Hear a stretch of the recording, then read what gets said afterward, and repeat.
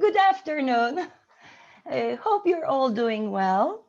I'm Ela Poursani. I'm an architect with a PhD on the semiotics of the medieval Italian colonization. So long. I was fortunate to practice, teach, and research both in architecture and interior design. I focus mostly on residential, healthcare, children, and senior spaces, and lately on food design. Before the pandemic, I was working at the Culinary Institute of America at Pearl and teaching the Principles of Design course. Currently, I'm teaching interior design online at the Art Institute of America and the Miami International University. Thank you guys for this opportunity on talking about interior design.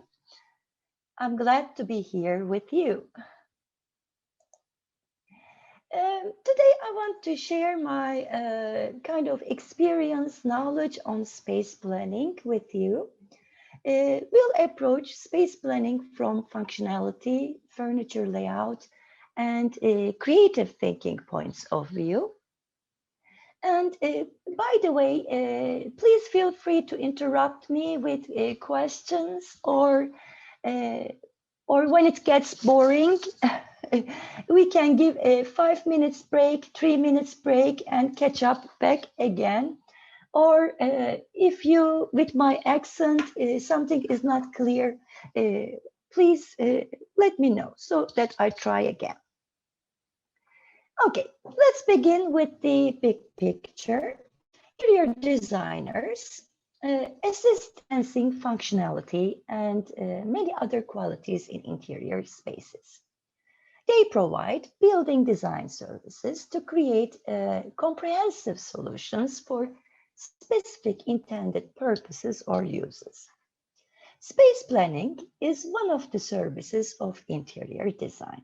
Space planning is fundamental to interior design, whether it's a residential interior design. Let me have my highlighter from here. There you go. And let's pick purple. It can be the residential design, or whether it's hospitality design or commercial design, or institutional design, like in the Memon Family Public Library. I will be naming library as MFL now on to shorten the word. Actually, space planning is the most important aspect of the profession because space planning makes new buildings or the existing ones perform at their best. And for the needs and for the requirements of the clients and users. Yes, but what is space? Let's define it. Space is any area or volume that is contained within walls, boundaries, or a structure. Space has several characteristics. For example, space can be 2D or 3D. In these pictures, we are seeing a space. It's without furniture. The next one is with furniture. Here we see another space within space. When you ask interior designers, they're going to tell you that this is a space under the counter, or this is a space, or this is also a space, this cavity on the ceiling for interior designers.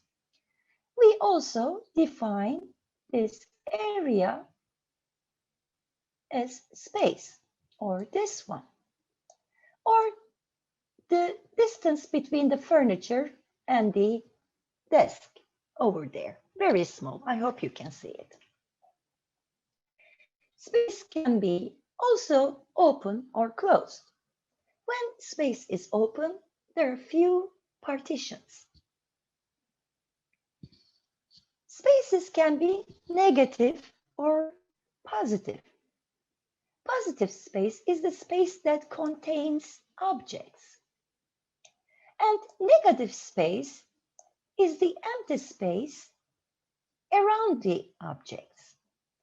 Or it's the space between the different elements. Like we see the space between the lamp and the chair.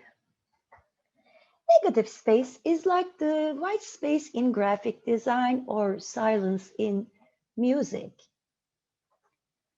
Emptiness is valuable in interior design, like silence. Spaces can have one function, or spaces can have more than one function, which we call flexibility. For example, the large meeting room in the MFL, you remember this? Is a multifunctional space because here in this space, you can have different activities. Like it can become like a classroom, it can be a ballroom, it can be an exhibition space, it can be a concert hall, workshop, seminar rooms. We can learn about snakes, we can learn how to sew, we can watch a presenter, we can play music, celebrate Veterans Day, Mother's Day, 4th of July, it's for every different usages.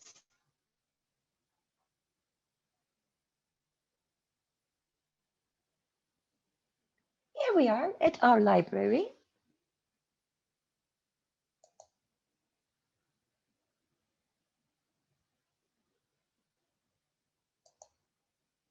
And here is our multifunctional flexible space.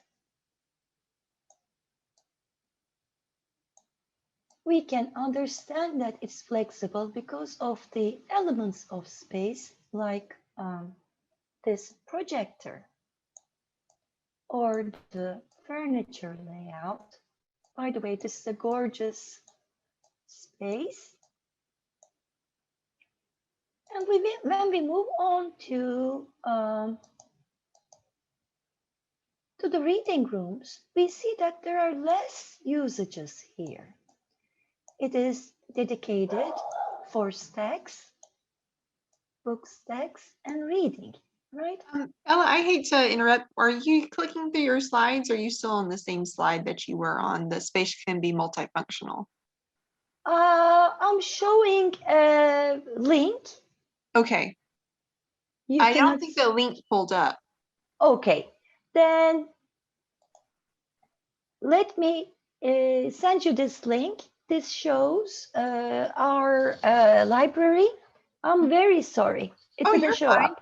It's probably just a different screen on Zoom. If you want to, reopen a share, you could probably share that screen if you would like, if you're going to be on it for a while, or if not, I know how to send them the recording of the whole library that they can view later, whichever works best. Perfect, perfect. Let's do that. I'm sorry for this inconvenience. Oh, no problem. Let's move then. Okay, now that we know about space, we can talk about its planning. Space planning is to plan the space with its allocation, in other words, distribution, divisions, how we divide them, arrangement, how we arrange them, and organization to accommodate the functional, spatial, and occupancy requirements.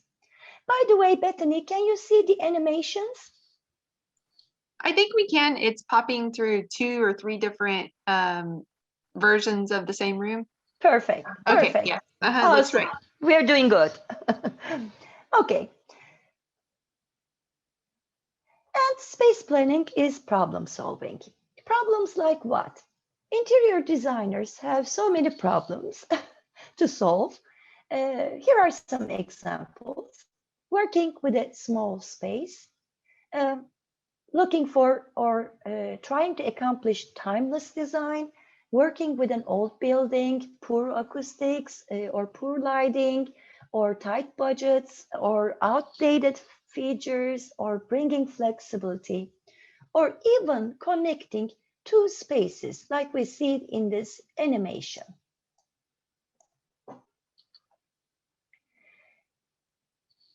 Problem solving is not a sudden act, it's a process in interior design.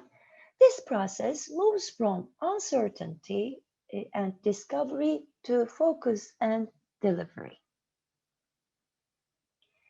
In space planning process, interior designers go through a systematic series of actions, iterations, and decision making.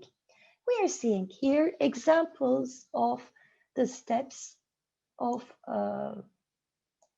space planning from a real life example. And this process is different for each designer. We can see the different description or graphic expression of this process from different designers. As you can see, none of them is the same. And of course, this process is different not only for each designer, but for each project.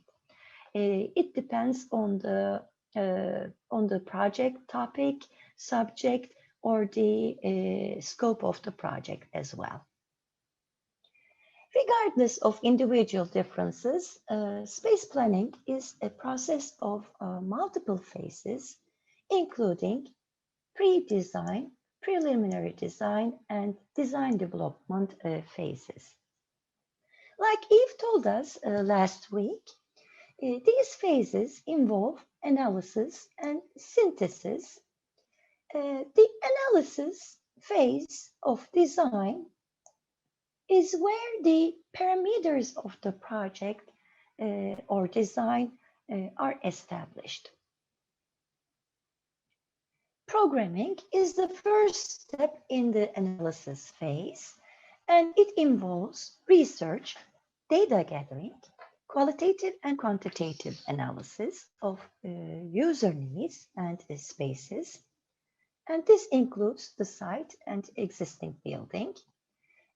Programming serves as the primary guide for space planning because programming determines the range of functions, uses, activities, and standards for space allocation and layout.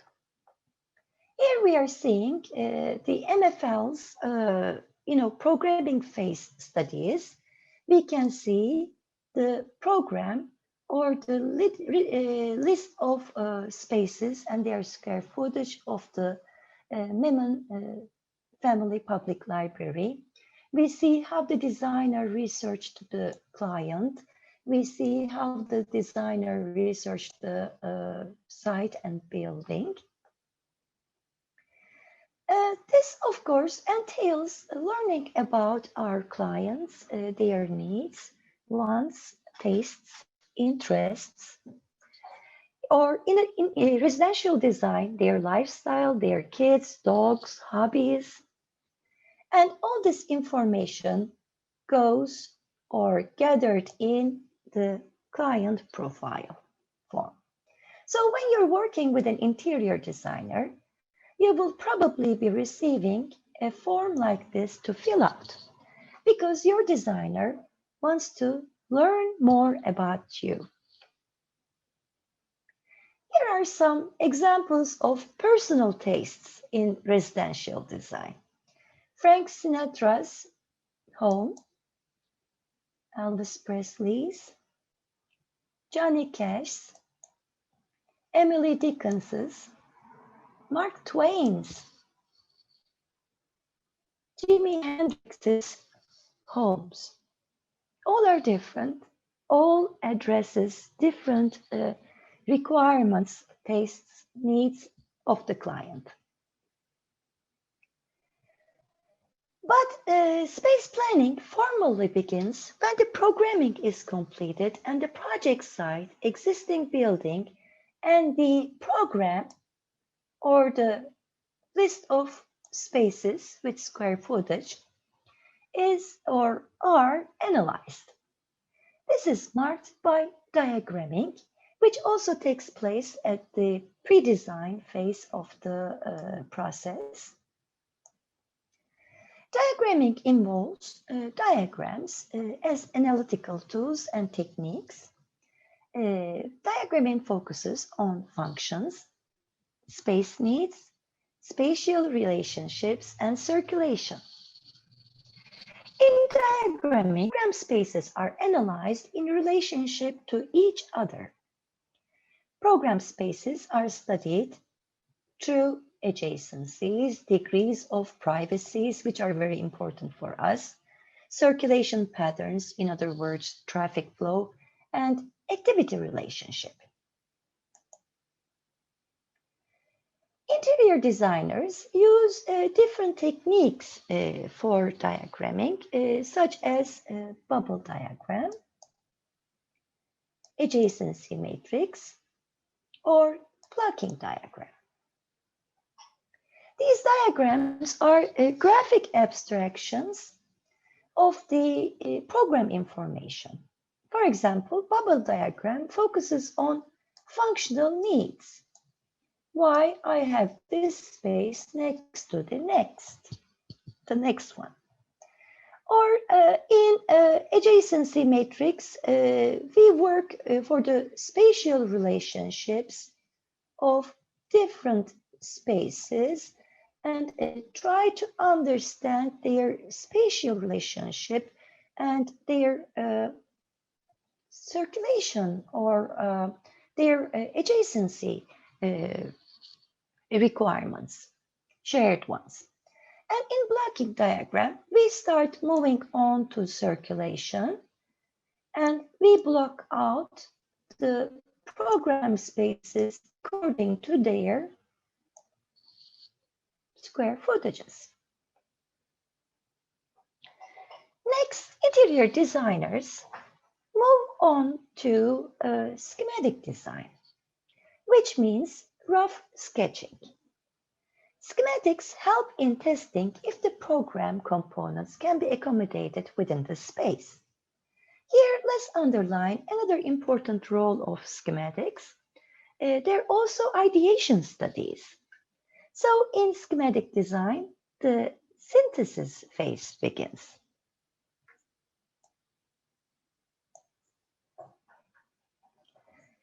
And an emphasis is placed on the articulation of creative, conceptual, and innovative aspects of design.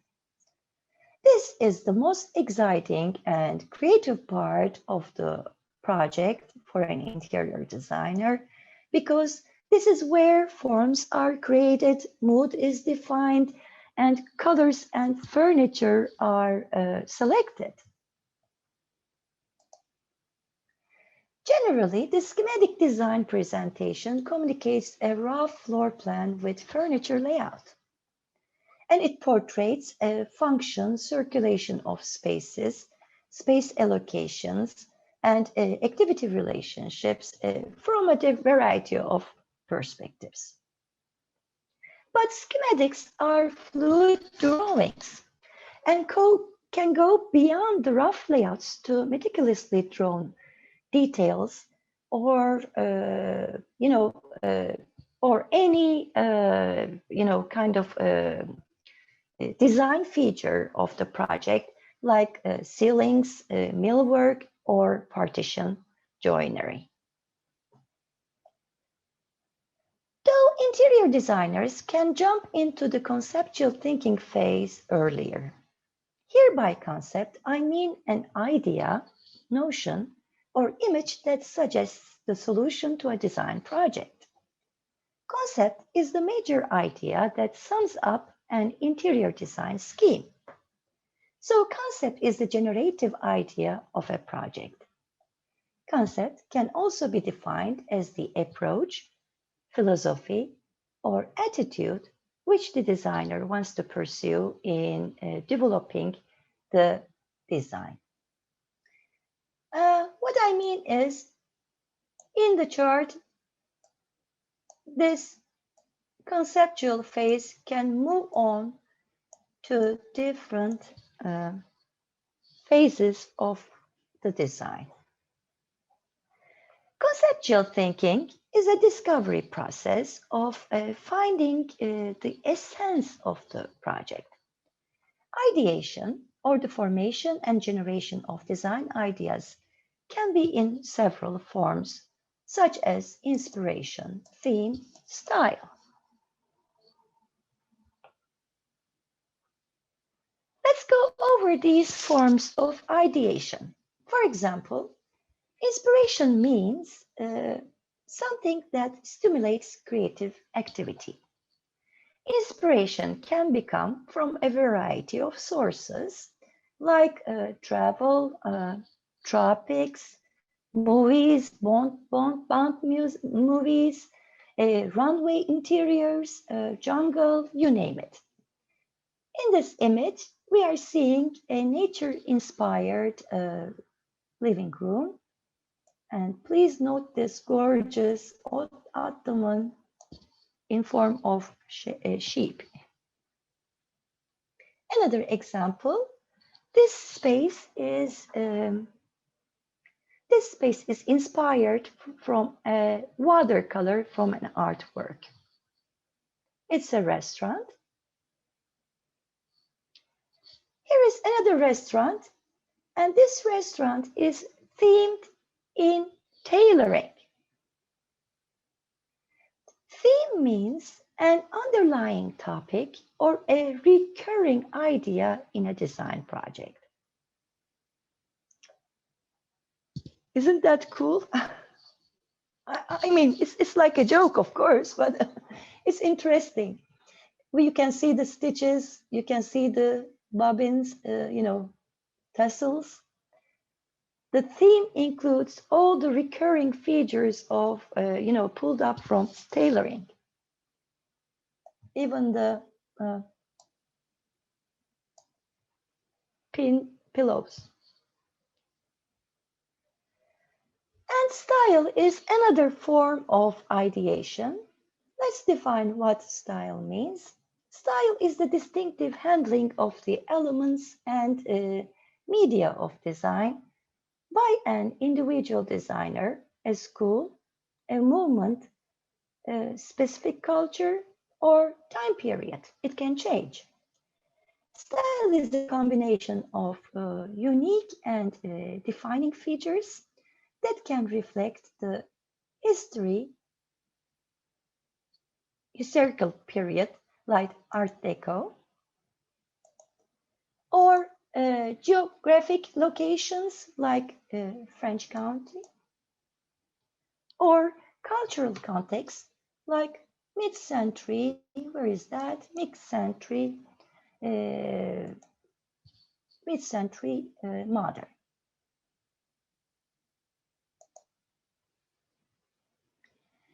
Or it can show us the individual hand of a designer, like India Mahdavi's interiors. In style, designs share similar characteristics and typical set of forms. These forms are used by a number of different buildings and interiors. So a style is a similarity between large number of different buildings, no matter what their purpose of or function is. Architectural styles are groups of similar buildings then. Let's also note that the style emerges over time and through the practice of many architects and interior designers, like in minimalism. We are seeing an example of minimalism here. And I listed for you, some of the styles that I came across. Yes, conceptual thinking is a discovery process. And yes, this discovery process is nourished by visualization. Interior designers use creativity and they envision the space in response to their needs and wants, to the needs and wants of their clients. Visualization lies behind every interior space, regardless of its style, concept, inspiration, or usage. Every interior space is also a result of the space planning process. Space planning is dedicated to creating a space plan or a drawing that shows the arrangement of functional and conceptual elements within a space. We are seeing a space plan, the final step of space planning process here. So a space plan illustrates the design decisions, the final design decisions on the parameters of the project.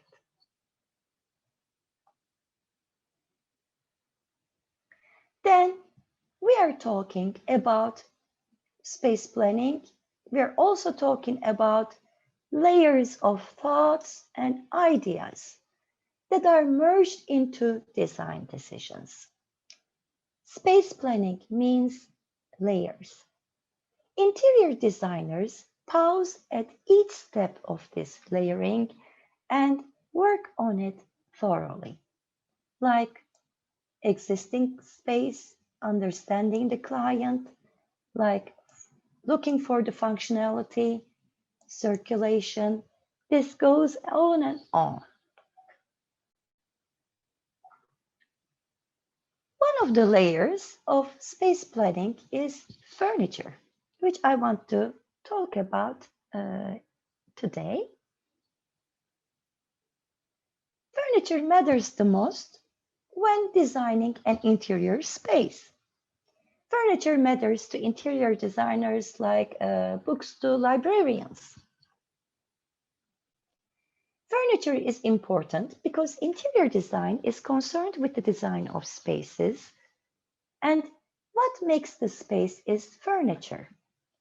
For instance, we are seeing a flexible furniture here, which can be a bed, which can be a work environment or play area for a kid's room.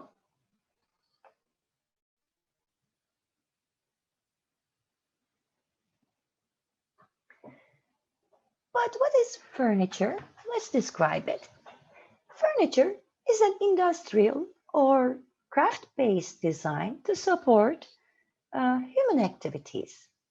Interior designers use existing furniture or new ones in types of ready-made, custom designed, or built-in. Every furniture is made with user needs and function in mind. Function determines what the furniture should do, like sleeping, beds, eating tables, seating chairs. Function determines what a space should do too. So analyzing how a space will be used and what activities will take place at that space involves furniture. Function determines which furniture and furnishings are necessary for the usage of spaces. For example, in this multifunctional space, we see a furniture that can be both used for sleeping and for seating.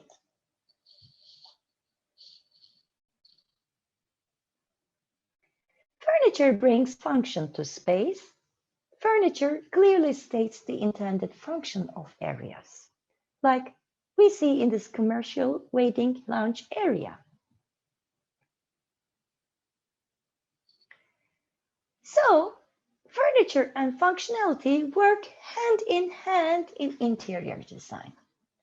How to place the furniture is an essential part of space planning, where maximum usage is considered in the placement and arrangement of furniture. This involves circulation, of course. Circulation means leaving enough space for the flow of human. For the best utilization of space, furniture is placed to allow free movement. This makes the space around furniture as important as its arrangement, right? Then we can say that furniture works as a functional and circulatory element in interior design.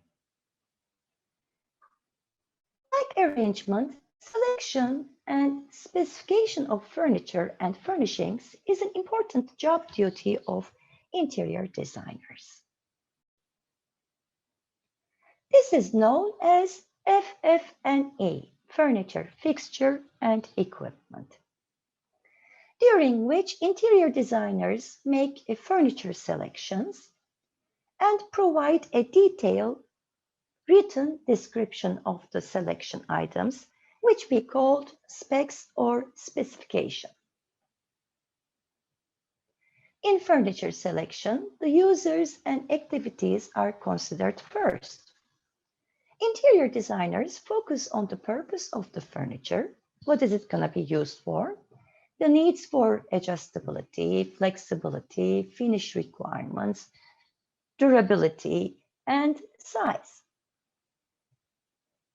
Interior designers accommodate emotional, social, and cultural values of the clients as well. Because furniture selection is an expression of personal styles as much as it's a functional feature or function driven. I love this piece. I wish I can have one. In selecting and arranging furniture, interior designers integrate a vast body of knowledge. History is one of their information sources. Throughout history, furniture styles are developed with different characteristics of form, shape, and ornamentation.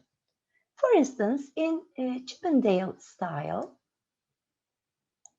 furniture from 18th century, we see the ball and claw feet, and in the contemporary furniture with a clean and sleek look. Identifying the furniture styles is critical for interior designers as they design for different client tastes and styles in a variety of contexts and usage. We interior designers also refer to anthropometrics, in other words, human dimensions, and ergonomics, in other words, human-product relationship, in determining the use, comfort level, and experience of furniture. Yes, furniture is an experience. The effects of furniture on human body, the distance and extent of movement and ranges of motion are important consideration in interior design. Interior designers recognize the spatial needs of different users too, including individuals with disabilities. The principles of ADA, universal design, and inclusive design are of paramount importance in space planning and furniture selection. We want each of our users to be comfortable in our spaces. Of course, interior designers select furniture that complements with their concept. This requires furniture to be fitted in the proposed spatial characteristics of the project. This is why furniture makes an important part of the concept board, or we call it mood board as well, where the design idea is visually presented to the client. Here we go. We are back again to creativity. So let's talk about creative thinking in interior design, which is not different from painting, sculpture, graphic or interior design, or cake design. Because all works of art and designs are created using the same elements and principles. Here, by elements of design, I mean the visual components of an artwork or design. I mean the formal qualities. And by principles, we mean the guidelines used to organize elements within a work of art. Elements are organized according to the principles of art. The principles of art used to arrange, organize, give order to the elements of an artwork. Furniture is a major design element. Interior designers use furniture and furnishings to establish a pleasing sense of order. They engage 2- and 3-dimensional design to the arrangement of furniture and consider the elements of design such as shape, form, value, color, and texture, as we see in this space. But it's not limited to only furniture. Each component of interior space works as a design element, like ceiling, walls, flooring. For example, in this space, we see that ceiling is used as a line. This ways makes the form. We are talking or we are involving a space. We are using color. We are using texture in the design of this space. So each element contributes to the design language of space. In this example, we are seeing that variety is created with wall, sofa, and coffee table, and it's through different textures, right? Or again, in this space, we see that another design principle is used, repetition. We see how these alcoves on the wall, niches on the wall are repeated.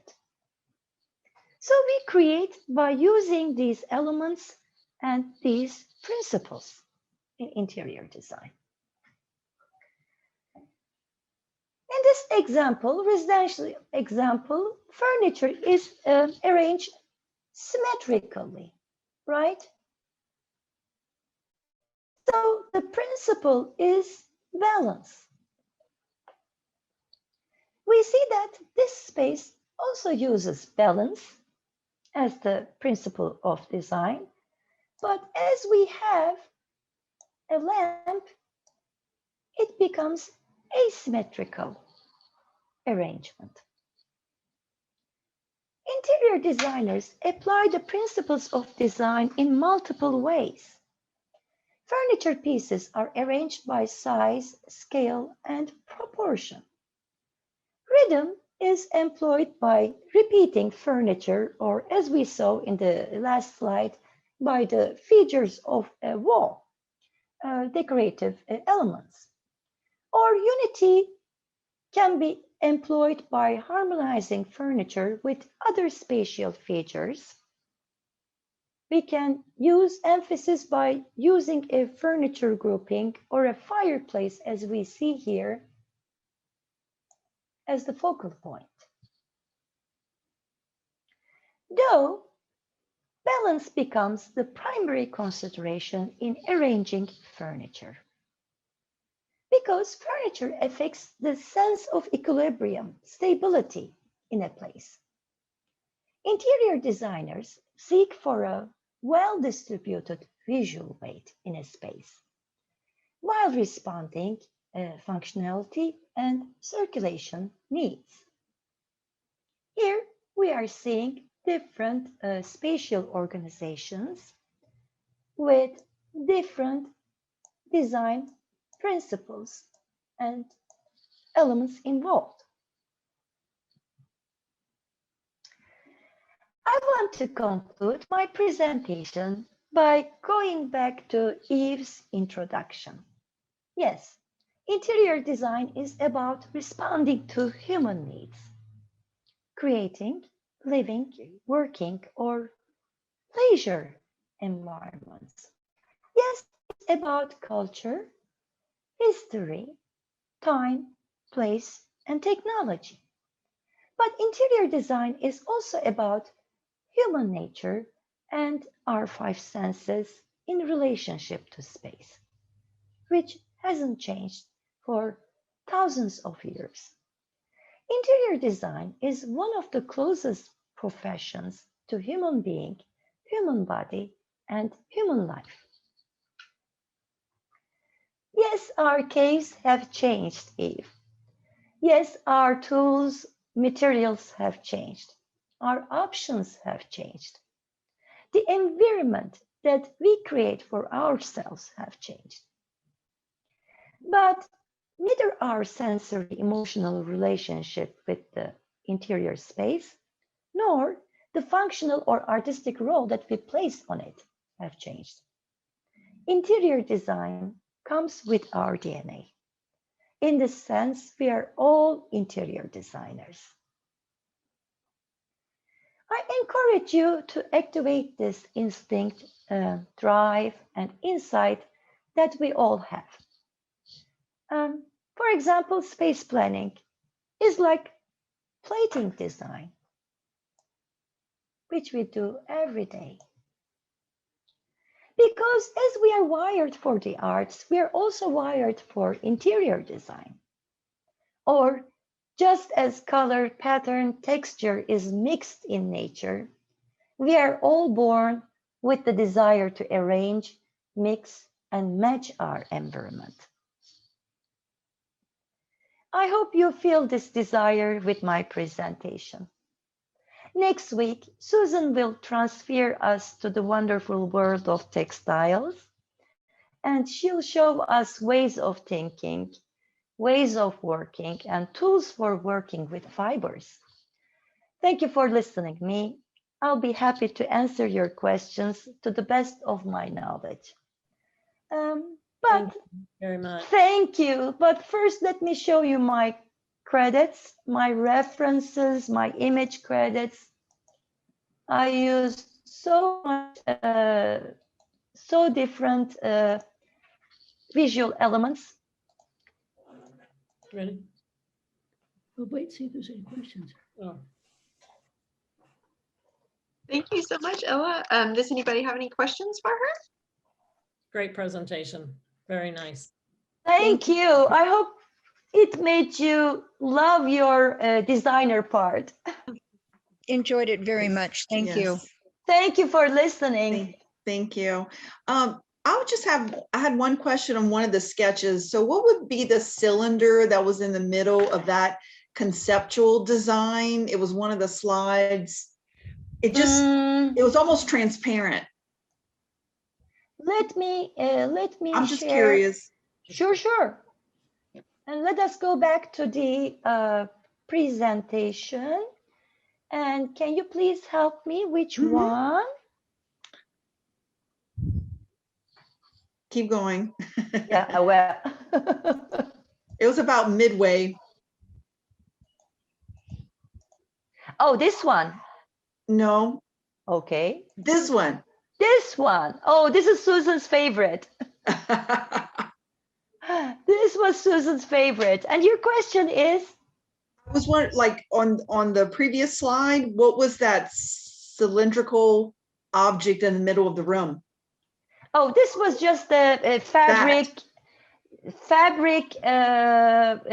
kind of fabric display. Ah, I like this. This seems very balanced to me. There you go. Yeah, like, I don't know, it's very pleasing to the eye to me. Excellent. Do you have guys any, particular design ideas that you like from the slides? Oh, what do you feel about this? I like the watercolor restaurant. This was cool too. Mm-hmm. The sewing look. Oh, that I was like awesome. the nature living room with the sheep in it. My family raised a sheep, yes. so I thought that was adorable. But Isn't that adorable? yes. Mm-hmm. And how about the balance of it? Is this symmetrical? Is this, what do you think? How will you I define it? I personally could do without the tree. Everything else could stay. Oh, trees in Perfect. Celeste's house. I don't know, just something about it. I didn't care for it too much. Oh, do we have Um, time? I haven't checked the time. So Oh, I yes, just, y'all are good on time. We have I 10 just have minutes. one more question. Yes, So ma'am. it looks as if maybe majority of the themes that you've shown as far as visually, do they stick with this? I mean, I know a lot of them don't, but do they stick with more of a monochromatic touch to it? There's chance. Hello? Oh, I could barely hear you. Oh, okay. So a lot of the slides have this monochromatic look. Like this is like, to me, I know that the minimalist, I like this a lot. It's just so inviting. Clean, right? Yes, clean and inviting. And even though there's no pictures, Yes. but I like it. This is our personal taste. Mhm. For me, I'm a minimalist as well, but I'm a maximalist and I can enjoy living in these spaces as well. Mhm. Mhm. You know, the sense, the feeling, the mood, how you really sense in a room, in a space is very 3D. It's a Mhm. live feeling. So I think being open, you know, I'm forcing myself to, of course, as a professional, I don't have a style. I'm going with my clients' style. I'm trying to create their dreams, Yes. their needs, wants. But I'm also forcing myself to enjoy every different style because Mhm. there is a mind between behind it, and I want to see. I'm pushing myself to see that thought process and not only the result. Let's go over some images.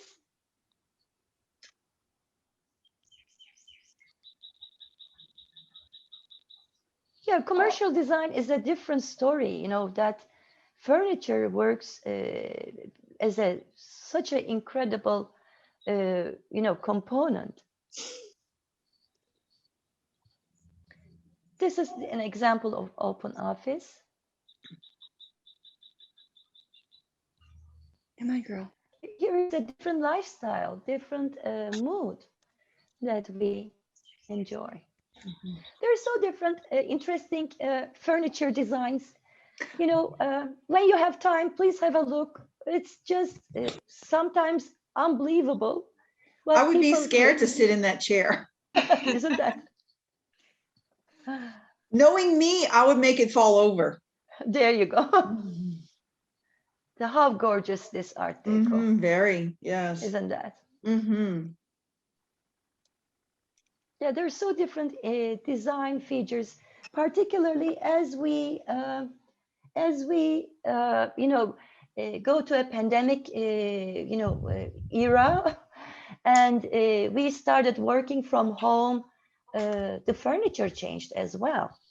Yeah. Not only our you know lives, our spaces has changed. See, you know, every house has a corner for Zoom now.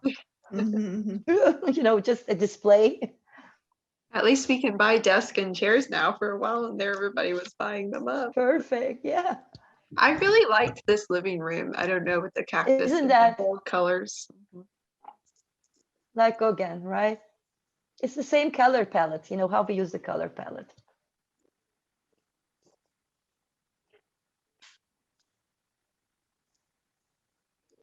So, Ella, how do you suggest that we find our own style? Do we actually go and look up interior design styles and find ones that are pleasing to us and try to incorporate those into our own personal houses? Or What an example, what an excellent idea. You know, they're beautiful web pages. Uh, like the snapshots, right? It's a series of projects, office snapshots, home snapshots, residential snapshots, hospitality snapshots. I can send you, Bethany, some web pages to Okay. look at. And this is a journey, there is no right or wrong answer in either space planning, even for interior designers, for the ones that are educated for this. This is intuitive. This is creative. When, interior design has two different extreme ends, from science to creativity. And it is how you connect them, right, in each project. And we rely on our clients because we are serving them. So wanting something from a project makes our life so easy. And interior design is, as I said, it's in our DNA.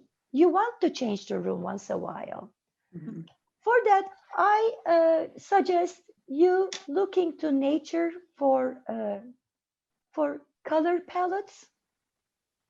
I mean, really look at the birds, the um, the the clouds, the color of the sky, color of the trees, flowers, water, rivers, and I personally have a folder that I put everything that I like there without anything.